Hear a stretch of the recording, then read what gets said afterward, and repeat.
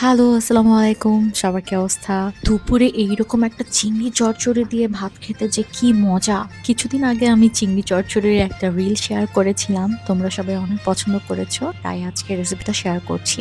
চিংড়ি চচ্চড়ি আমার যেভাবে খেতে ভালো লাগে আমি সেভাবেই করেছি আর সেটাই তোমাদের সাথে আজকে শেয়ার করছি। সো ফার্স্ট এ আমি চিংড়িগুলোর পা আর মাথা ফেলে দিয়েছি। যেহেতু ছোট চিংড়ি সেইজন্য জাস্ট পা আর মাথা ফেলে দিলেই হবে। এরপরে আমি ভালোমতো ধুয়ে নিয়েছি।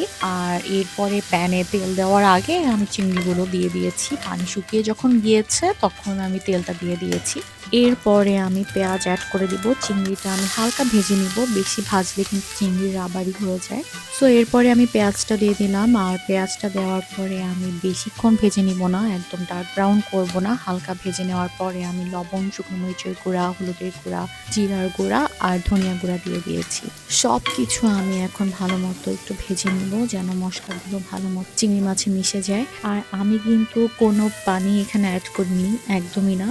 লো ফ্লেমে রেখে কিন্তু আমি রান্নাটা করেছি। আর যখন চিংড়ি মাছের চচ্চড়িটা হয়ে এসেছে তখন আমি কাঁচামরিচ দিয়ে দিয়েছি। এরপরে কিছুক্ষণ সটে করে আমি নামিয়ে নিয়েছি।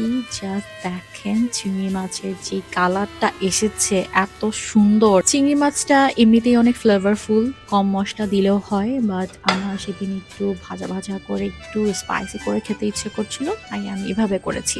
বাট ট্রাস্ট মি, আপনারা যদি একবার এভাবে করে খান আপনারা বারবার এভাবেই করে খাবেন। সো আপনারা যদি ট্রাই করে থাকেন বাসায় আমাকে কমেন্ট করে জানাবেন আর ছবিও শেয়ার করতে পারেন। সো এই ছিল আজকের মতো। আল্লাহ হাফেজ।